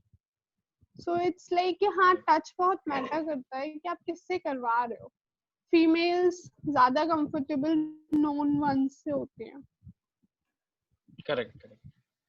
Sure. I think that's completely true. इसीलिए कभी cinema बंद नहीं हुआ. So I think this also works in sales a lot. That human touch and you know the meetup. I think Saurav might also be agreeing. इन्होंने जो 55 store खोले होंगे, most of them में ये मिले होंगे जाके उनसे एक बार at least. फोन पे सारा डील शायद क्लोज नहीं हुआ होगा. What do you think, Saurav? 100% 1-to-1 meeting हुई है सर. सही बोला ना. एक फोन पे किया था मैंने. हाँ, बट देखो फोन पे भी है तो आई थिंक क्लोजिंग यूजुअली मिलना पड़ता है एक बार. आई थिंक कहीं ना कहीं वो पैसा निकलवाना इजी हो जाता है सामने वाले से. Please now that we have met, silently चला जाता है. और एक और चीज, एक तो बहुत ही स्टोरी नहीं सुनाऊंगा, बट एक बस लाइन बताऊंगा कि one of the person came to buy specs at our store. He took away our franchisee. Yeah, I think वैसे लोग भी आते ही होंगे इन जनरल भी.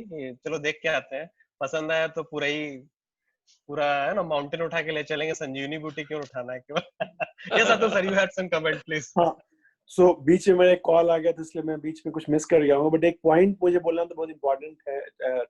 टॉपिक चला और लेजीनेस, तो मेरा ऐसा विश्वास है और रिसर्च है कि laziness is the purpose of life. जितने लोग हैं, चाहे गौतम बुद्ध हो, चाहे महावीर हो, या जितने भी महान लोग हैं ना, तो उन लोगों ने लोगों को यही सिखाया कि देखो ज्यादा इधर उधर भागने से फायदा नहीं है.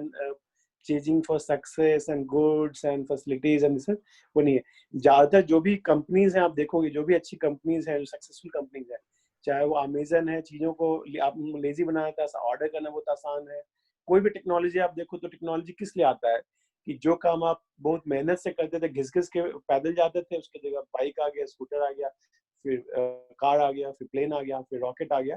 तो laziness is a basic intrinsic nature of human beings, और लेजीनेस के कारण ही हम लोग कभी कभी इवॉल्व भी हुए हैं कि चीजों को कम से कम समय में, कम से कम एफर्ट में, कम से कम पैसे खर्च करके और ज्यादा से ज्यादा फायदा उठाया जाए। तो जो जितने दुनिया के जो जीनियस लोग होते हैं, लगता है कि मतलब कि महान लोग हुए, वो लगता है कि नहीं बहुत मेहनती थे या नहीं थे। हाँ मेहनती थे, पर उनके मेहनत का पर्पस ये था कि कम से कम मेहनत करना पड़े आगे, इसलिए वो ऑटोमेशन, इंस्ट्रूमेंटेशन या इस तरह की चीजें कोशिश करते हैं कि कम से कम एफर्ट में काम हो जाए, उनको हाथ भी नहीं उठाना पड़े, चलना भी नहीं पड़े।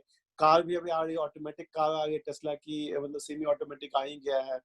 ज्यादातर चीजें कमिंग, जो हमारे जो लेटेस्ट स्मार्टफोन्स होते हैं, देखिए कि आपको कम से कम एफर्ट करना पड़े, आप टाइप भी नहीं करना है, बोल सकते हैं वॉइस के थ्रू। तो laziness is a human nature का पार्ट है, मैं बहुत सीरियसली बोल रहा हूँ। एंड उसी लेजीनेस के चक्कर ही बहुत सारी कंपनीज सक्सीड होते हैं कि आप हम लोग को लेजी बनने में हेल्प कर देते हैं। तो हमारा शॉपिंग एक्सपीरियंस हो, एंटरटेनमेंट एक्सपीरियंस हो, जो भी एक्सपीरियंस है हमारे लिए हैसल फ्री हो, मेहनत फ्री हो। मेहनत फ्री करना ही ज्यादातर कंपनीज का पर्पस होता है। Correct. Yes, Aryan, you have a comment, please. I would like to elaborate on Atul sir's words. He said laziness is the purpose of life. So instead of calling it laziness, if we call it convenience, then it adds a whole मतलब ज़्यादा meaning आता है उसमें। मतलब नहीं if I have a ये person, वैसे ही है कि सेल्समैन को बिजनेस डेवलपमेंट मैनेजर बोल दो, बट काम तो वही करेगा ना। नहीं, क्योंकि अगर कोई बेड रिडन है and that person wants मतलब she doesn't want to, she still wants to मतलब get those services at home, तो अर्बन क्लब वो करने में उसकी हेल्प करेगा। She cannot, if she is bedridden, she cannot go to the parlor. नहीं saying it right, actually क्या है ना कि जो बेड रिडन नहीं है वो भी बेड रिडन होना चाहता है, ये अतुल सर का पॉइंट है। हाँ, अभी जैसे कोविड-19 के टाइम में सब लोग घर पे बैठे हुए हैं, अलाउड नहीं है। बट अभी मेरे ख्याल से बिसाइड सब लोग प्रॉब्लम्स हो गई हैं कि मान लीजिए बहुत लोगों को घर पसंद नहीं है, बहुत सारे लोग प्रोडक्टिव हो गए हैं, खुश भी दिख रहे हैं कि आराम से उनको जो पसंद है घर से बैठे बैठे काम कर रहे हैं, टीवी देख रहे हैं या एंटरटेनमेंट कर रहे हैं। तो जो उज्जवल ये जो बोला आर्यन ने, लेजीनेस नहीं, चलिए क्या कन्वीनियंस बोल लीजिए, but at the end of it क्या हम लोग चाहते हैं, लीस्ट एफर्ट मैक्सिमम आउटपुट। ये इसमें तो कोई डिस्प्यूट नहीं कि ज्यादातर लोग चाहते हैं कि एफर्ट जितना कम हो और आउटपुट जितना ज्यादा मिले। वो output could be your happiness, fun, अच्छा खाना खाना है तो ऑटोमेटिक बन जाएगा किचन में। कुछ दिन बाद अमेजन रोबोट किचन में ले आएगा, तो हमको किचन में भी अमेजन खाना बना के दे देगा। कुछ दिन में ये भी आ गया है, ज्यादातर कार्स ऑटोमेटिक हो रही हैं, ज्यादातर चीजें ऑटोमेशन की तरफ जा रही है। तो एंड क्यों जा रही है? क्योंकि एक तो people, customers want, we want that thing कि everything is very very convenient and easy for us. So that's a human nature. ऐसा नहीं कि हम लोग काम नहीं करना चाहते, हम लोग मेहनत उन चीजों में नहीं करना जो हमको पसंद नहीं है। तो किसी को पेंटिंग करना अच्छा लगता है, किसी को पोएट्री पसंद है, किसी को डांसिंग पसंद है। तो जिसको जो पसंद है वो करेगा, बहुत मन लगा के करेगा। जो बचपन में जो होता था, बचपन में जो भी हम कर रहे हैं मन लगा के कर रहे हैं, अच्छे से कर रहे हैं। बट बाद में क्या हो जाता है कि एज वी ग्रो अप और एज सोसाइटी में कपाट बनते हैं, स्पेशली फैमिली में, तो हमें बहुत सारी एक्सटर्नल रिक्वायरमेंट्स को मीट करना पड़ता है कि पेट भरना है परिवार का, तो किसी को जाकर ऑफिस जाके कमाना पड़ेगा, फिर घर जाके पैसा लाना पड़ेगा। बट वो इसलिए करना पड़ता है कि मजबूरी है, इसलिए नहीं कि लोग चाहते हैं। लोग कहते हैं कि लोग मेहनत करते हैं बहुत ज्यादा, वर्क हार्ड, सो दैट कि फिर आराम से घर में आके आराम से बैठ के रिलैक्स हो जाए, बैठ के चाय पिए, एंजॉय करें, गपशप करें। या वीकेंड का क्यों लोग एंजॉय करते हैं? 5 दिन बहुत कस के लोग मेहनत करते हैं बहुत ज्यादा, और उसके बाद वीकेंड का everybody is waits. But real happiness is कि when you are looking forward to your Mondays, it doesn't matter. ऐसे बहुत कम लोगों के पास जॉब होता है कि लोग people are looking for Monday कि चलो मैं मंडे को ऑफिस में जाऊंगा, ये कलीग से मिलूंगा, वो करूंगा। ये बहुत एक्सेप्शंस है। ज्यादातर लोग are looking for the Fridays and Thursday से स्टार्ट हो जाता है कि हमारा लेजीनेस पीरियड स्टार्ट होगा, रिलैक्स होगा, एनवायरनमेंट रहेगा, व्हाट वी डू। तो मेरा पॉइंट ये नहीं है कि लोग कामचोर होते हैं, लोग कन्वीनियंस, जैसे बोला, ये लोग तो कन्वीनियंस चाहते हैं और लोग थोड़ा ज्यादा हासिल नहीं चाहते लाइफ में। हम चाहते हैं हासिल कि हम कुछ मेहनत ही करना है, तो रॉक क्लाइंबिंग करेंगे, माउंटेन क्लाइंबिंग करेंगे, हाइकिंग करेंगे, बाइकिंग करेंगे, जो भी मैं शौक है, रनिंग करेंगे। मैराथन दौड़ने में किसी को कोई दिक्कत नहीं, क्योंकि वो शौक से कर रहा है। बट ज्यादातर लोग जो काम करते हैं वो शौक से नहीं करते, मजबूरी में करते हैं, इसलिए लोग नहीं चाहते हैं करना। Correct. Yes. So, Saurav, coming to your self-assessment test on sales, मैं एक point के बारे में बात करता हूँ. I think others can look at the video I shared the YouTube channel.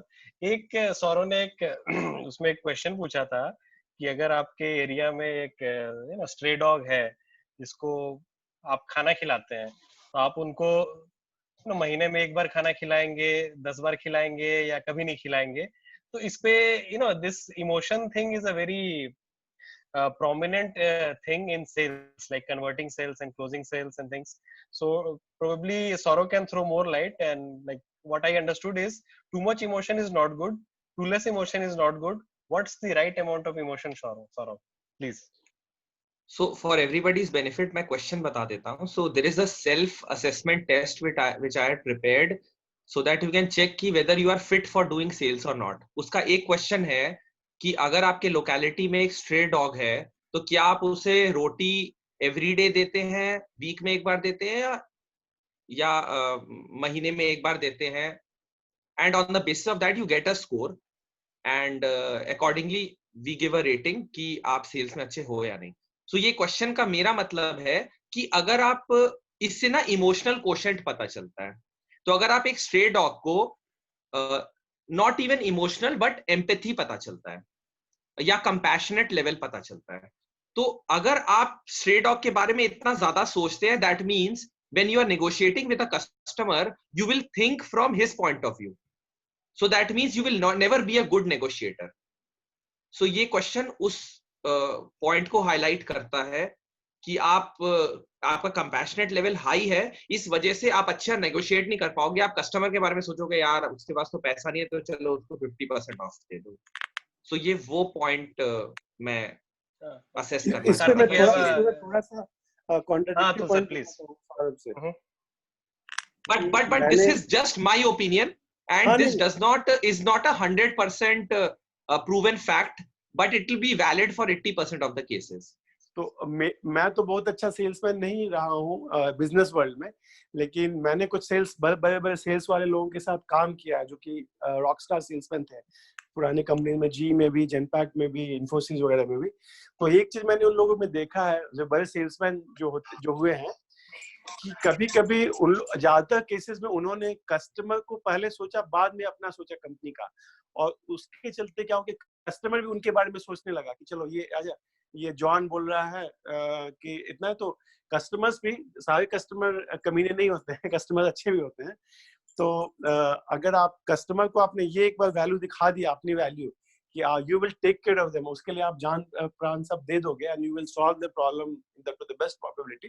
तो sometimes customer also takes care of the vendors या पार्टनर्स, कि आपका अच्छा वो रिलेशनशिप बन गया, जो हमने बात की एम्पैथी एंड, तो customer will also make sure कि उनका जो अच्छा जो रिलायबल पार्टनर है, जो वेंडर है, सप्लायर है, वो भी सरवाइव करे. और बहुत सारे उससे चीपर कोई आगे ऑफर देता है कि I will offer this cheaper, customer उसको भगा देगा.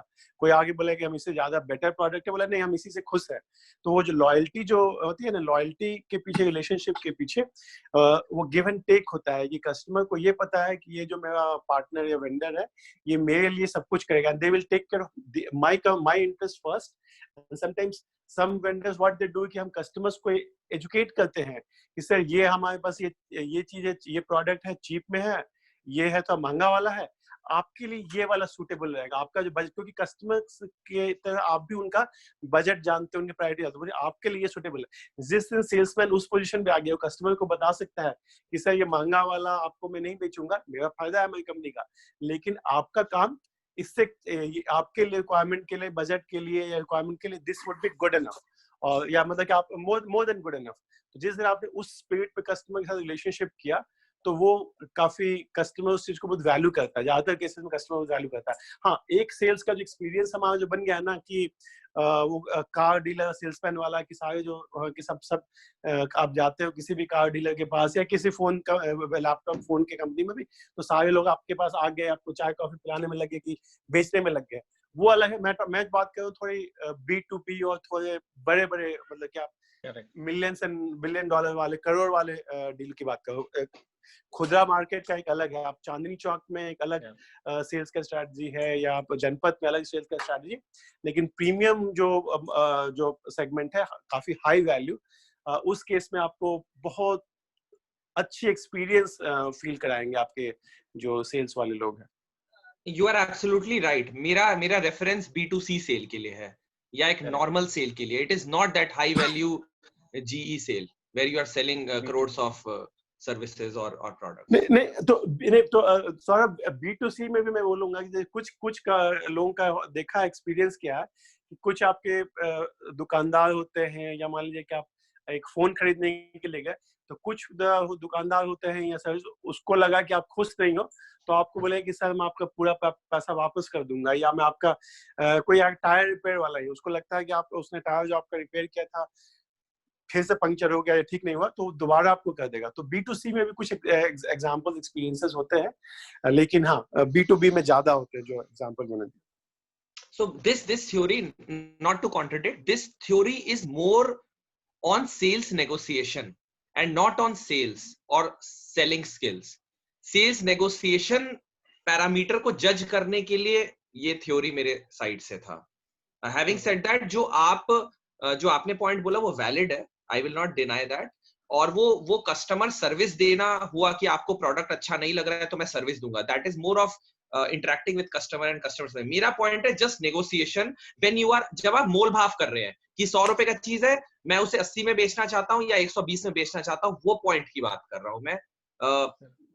प्राइस नेगोशिएशन की बात हो रही है, nothing else. Yes Kartik, you have a comment please. Yeah, so मुझे एक ऐड करना था जो अतुल जी कह रहे थे about business relationships. I mean, yes, it is true to one particular fact, but like the company which I'm working with, and I am in procurement, so we are supposed to buy stuff. So I'll be dealing with sales people. हमारे बिल्कुल वो बोला हुआ है that we cannot reciprocate. So if some salesperson is, आके हमें अच्छी तरह सर्विस दे रहा है, ये कर रहा है, इसका ये मतलब नहीं कि next order हम उसी को देंगे. We have to still go with the person who is giving us the best value. That means in terms of quality and in terms of price. So that is my point. Saurabh ji ka jo ne baat boli thi about that empathy thing.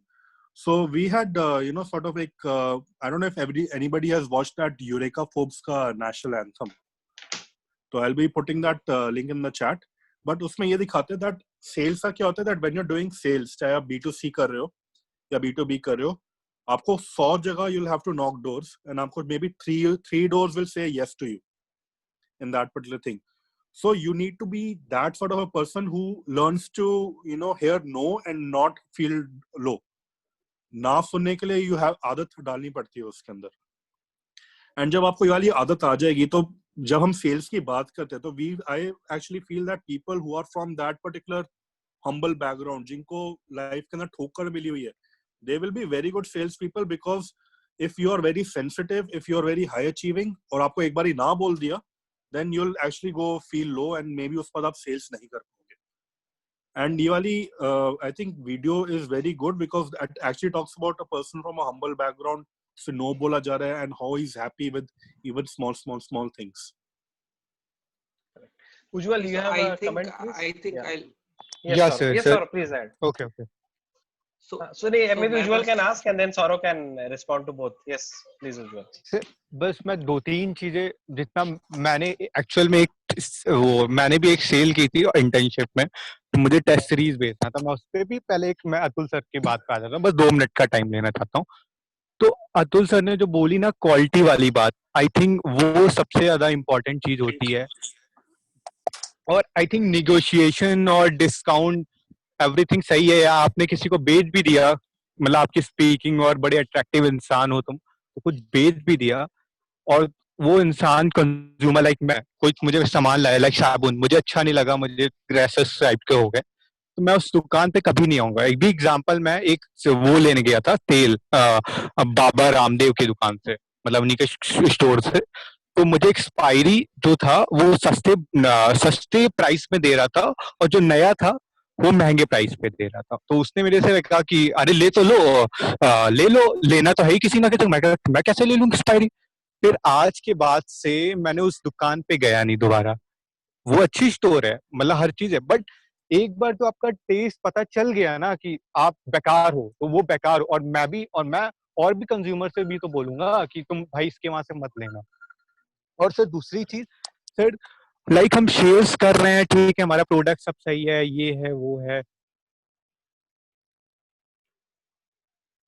और हमारे salesman, पहले तो हमें एक तो competitor के बारे में जानना चाहिए। और एक तो पहले सीरीज बेच रहा था, मुझे इंटर्नशिप थी, गवर्नमेंट एग्जाम की टेस्ट सीरीज। तो मैं कोचिंग इंस्टीट्यूट के पास गया, तो मैंने बताया सर ऐसा ऐसा ऐसा है। तो उन्होंने मेरे से क्वेश्चन, मुझे ये तक, मेरे जो वो थे हेड थे, उन्होंने ये भी नहीं बताया कि हमारे प्राइसेस बहुत ज्यादा है। फिर मैंने एनालिसिस भी किया घर पे, मेरे यार मेरा इतना गंदा कैसे हो गया, मेरे हाथ ऐसा तो कभी हुआ नहीं। बड़ी बेइज्जती महसूस हुई थी उससे। Ujjwal, I think you are maybe Saurav. Yeah, Saurav, you can continue with your answer, please. I just want to say one point. जैसा एक one of the friend mentioned कि no सुनना पड़ता है and after many no's एक yes आता है। तो मतलब ये sales का आधार है। मतलब as a sales person, मतलब I am a hardcore sales guy. I would have spoken to 100 franchisee तब जाके मेरा एक डील क्लोज हुआ है।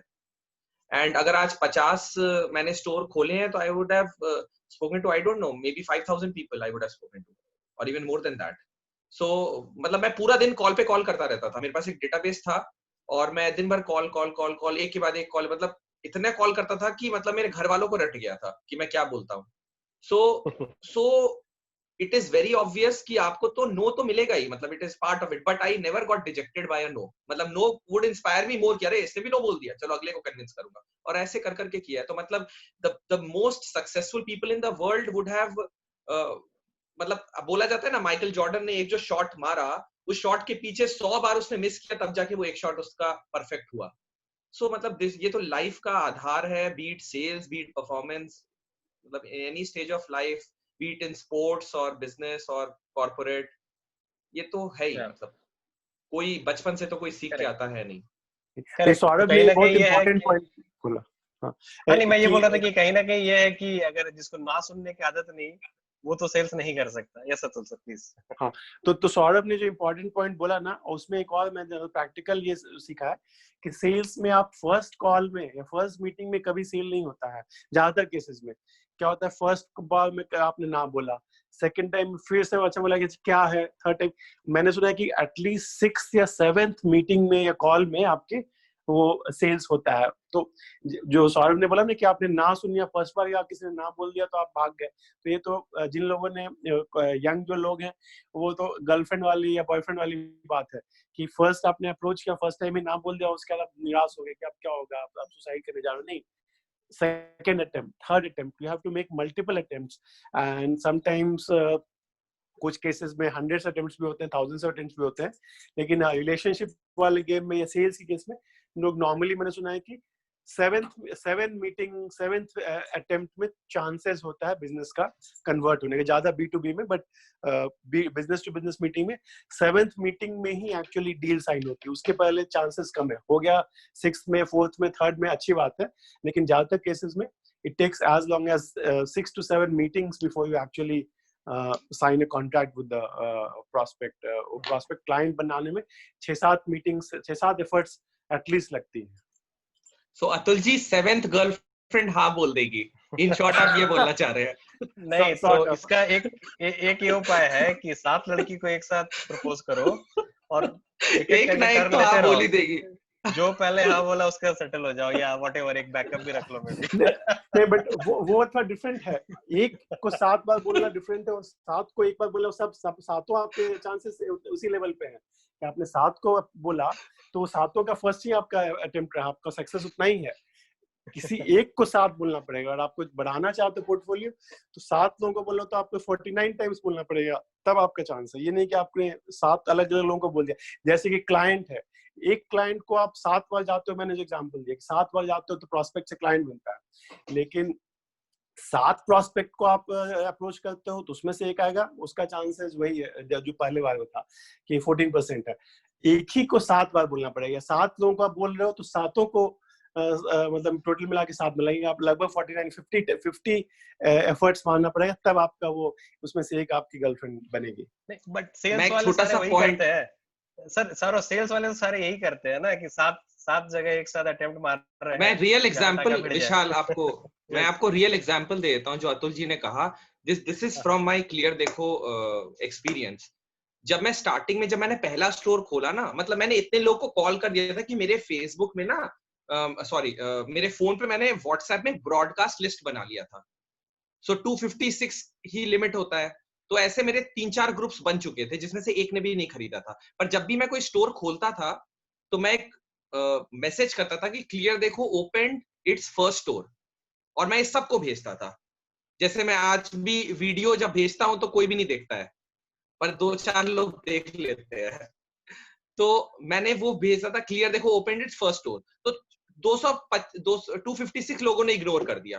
फिर मैंने 1 महीने बाद भेजा क्लियर देखो ओपन इट्स सेकंड स्टोर, और मैं फोटो हमेशा डालता था।